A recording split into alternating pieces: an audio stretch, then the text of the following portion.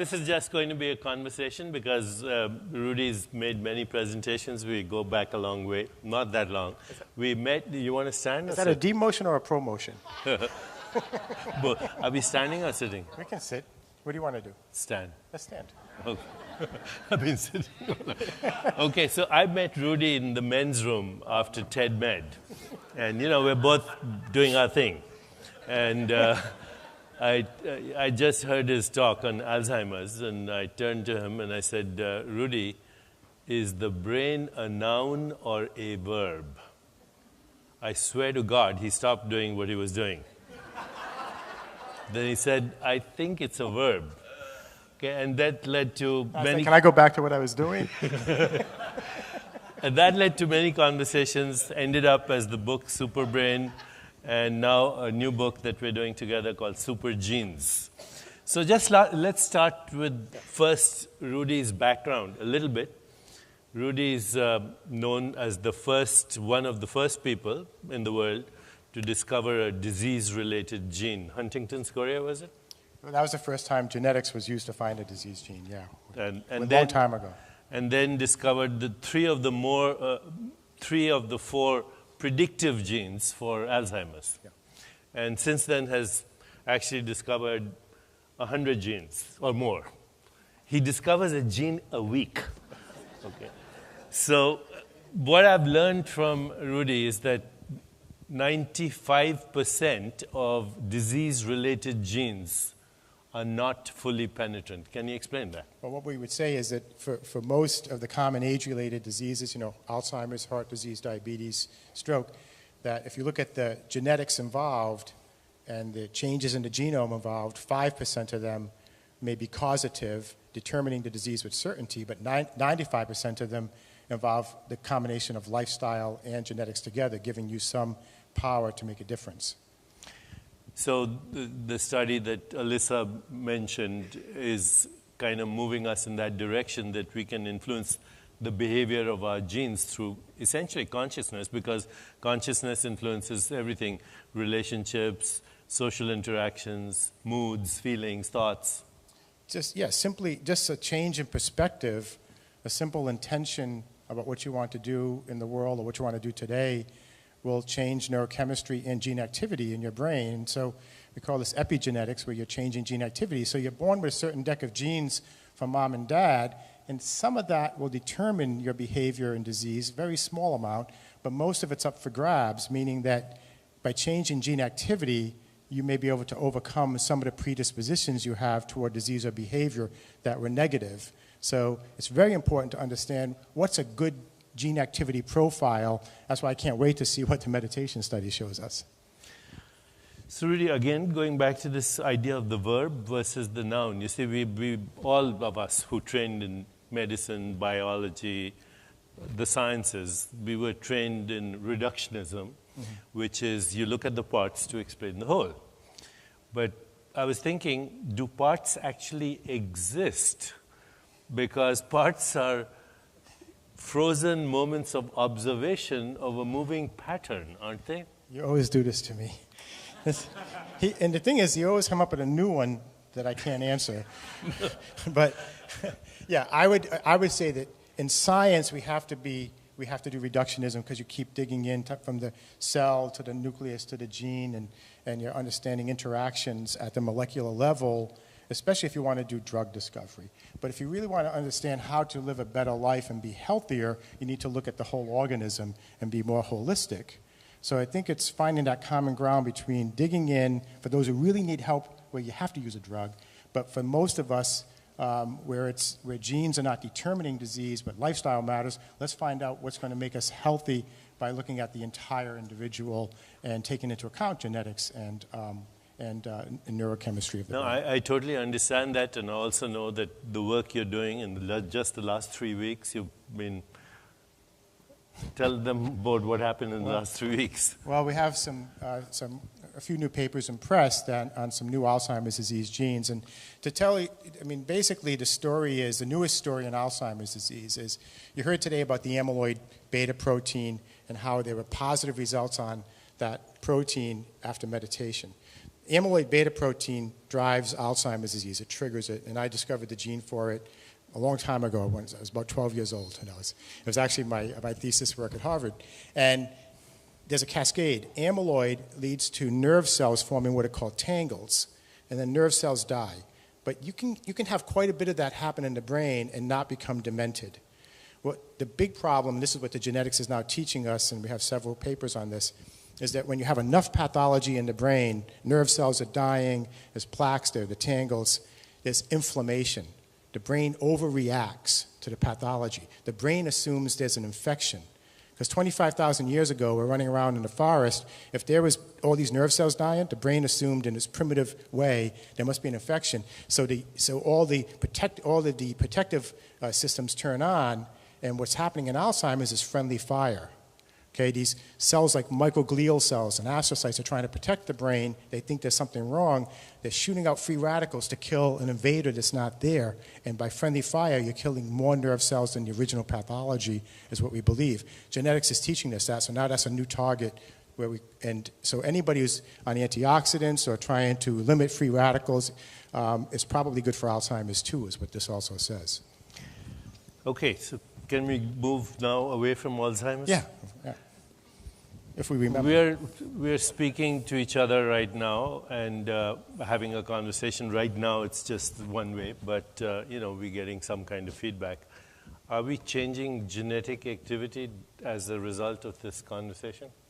Yeah, well, yeah, sure. I mean, any stimulation of the mind will create new activity in the brain. All learning is association.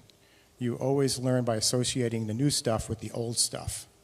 And that means that when you make new synapses, you are also changing and strengthening the synapses you already have. So there's all kinds of plastic, flexible changes. Your whole neural network's being reshaped at the chemical and genetic level simply by listening to us right now. And if people are watching this on Ustream out there, somebody in China, their genetic activity is changing? If they're listening, yes. So then we are not a single mind. I mean, this is a relational embodied process that is pervasive, and we're totally dependent in a sense on each other for our genetic activity, most of it, our emotional well-being, our creativity, insights, inspiration, intention, imagination is actually part of a collective mind in a sense. Yeah, as you observe the behavior of everyone else, this is in turn affecting your own brain neural networks and neurochemistry and genetics, which means that with your own intention of what you want the world to be, what you want to be in your world, your mind will serve to control your brain. So we always think about brain creating mind, but mind in a feedback loop has to then also control the brain. So we need to take advantage of that and use mind over brain. Since the brain brings you your world, you have a better world by intending that with your mind. And it's important to remember that at every moment because we have that power, but we don't always use it. Was that too long an answer? No, it's great because, we've been brought up with certain ideas like I was brought up, and I think anybody who's a biologist here who understands evolution other than today we heard Don Hoffman, but the entire evolutionary edifice is built on what are called random mutations and natural selection. Mm-hmm. I have no problem with natural selection. But what is randomness? Randomness to me is what I see as random, what could be a creative process or self-directed. Menas brought up three very important elements, complementarity, actually Subhash did too. The complementarity, recursiveness, which means feedback, mm-hmm. and then what was the third? Sentience. Sentience, complementarity, and recursiveness. Do you see that as you look at de novo mutations, can we categorically say that mutations are random? Well, I think it's really tough to be random, because there's so much inherent self-organization in a system.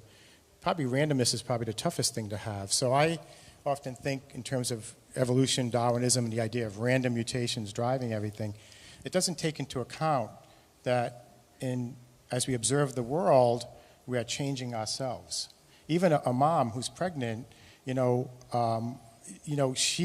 you put the same embryo in two different women, epigenetics and how those genes express themselves, the activity of genes are going to make two different kids. I mean, they're going to be similar but not identical because one mother may be stressed out and that chemistry changes the gene activity and changes the baby that's born versus another mother. So there's always the interplay of gene activity that's going to come into play. So you have to think to yourself that as you experience your world, that may be affecting mutations in your genes in real time in life. Some of those can be in sperm, and that means you get new mutations that you didn't get from mom or dad that go to kids.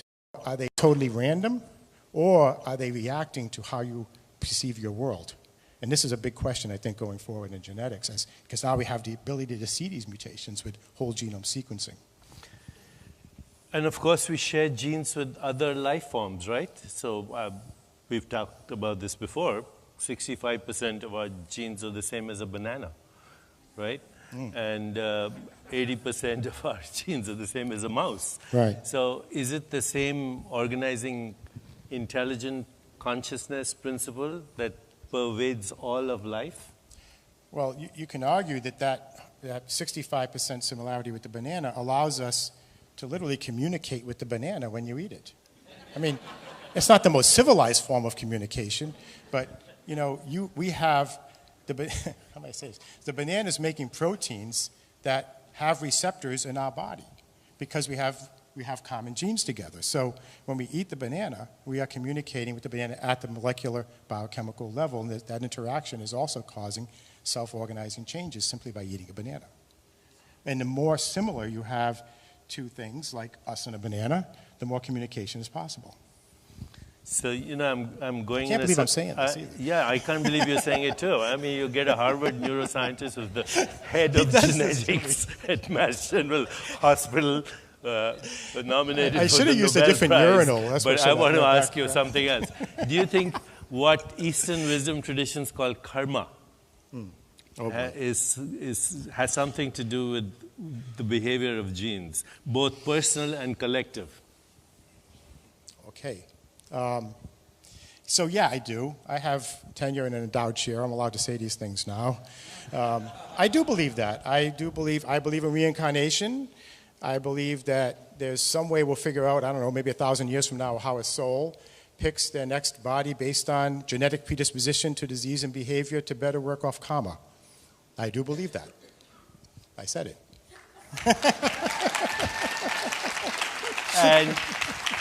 And last question. Guys, do know that he's a candidate for the Nobel Prize. No, come on, we know that.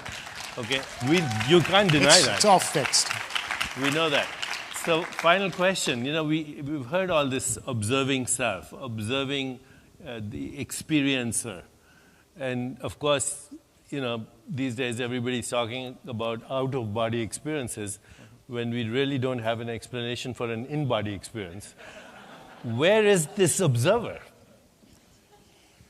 We're influencing each other's... We should rehearse these questions.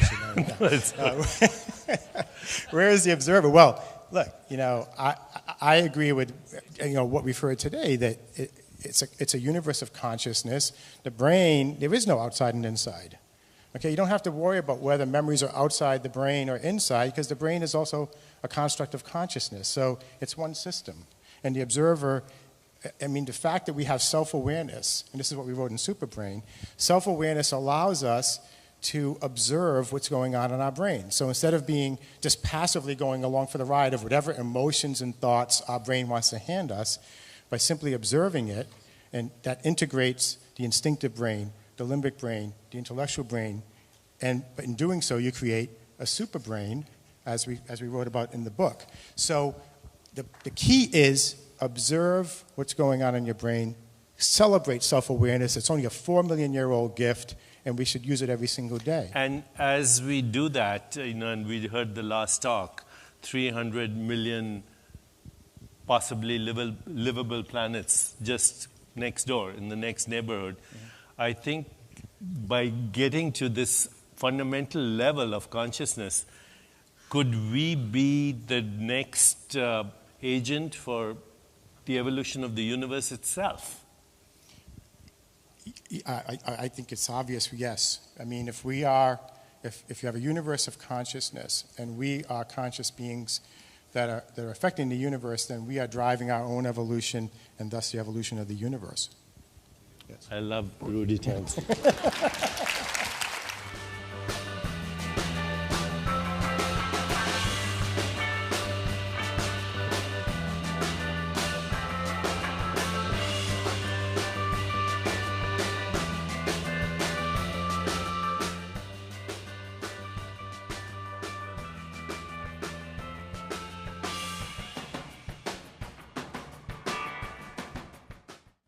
This is just going to be a conversation because Rudy's made many presentations. We go back a long way, not that long.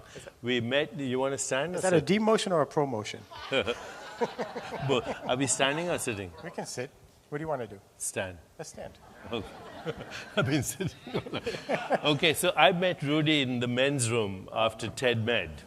And, we're both doing our thing. And I just heard his talk on Alzheimer's, and I turned to him and I said, Rudy, is the brain a noun or a verb?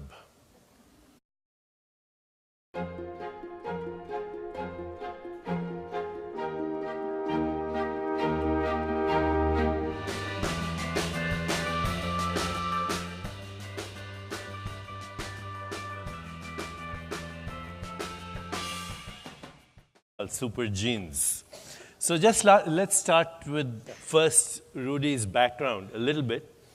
Rudy's known as one of the first people in the world to discover a disease-related gene. Huntington's chorea, was it? Well, that was the first time genetics was used to find a disease gene. I swear to God, he stopped doing what he was doing. Then he said, I think it's a verb. Okay, and that led to many... Can I go back to what I was doing? And that led to many conversations, ended up as the book Superbrain, and now a new book that we're doing together called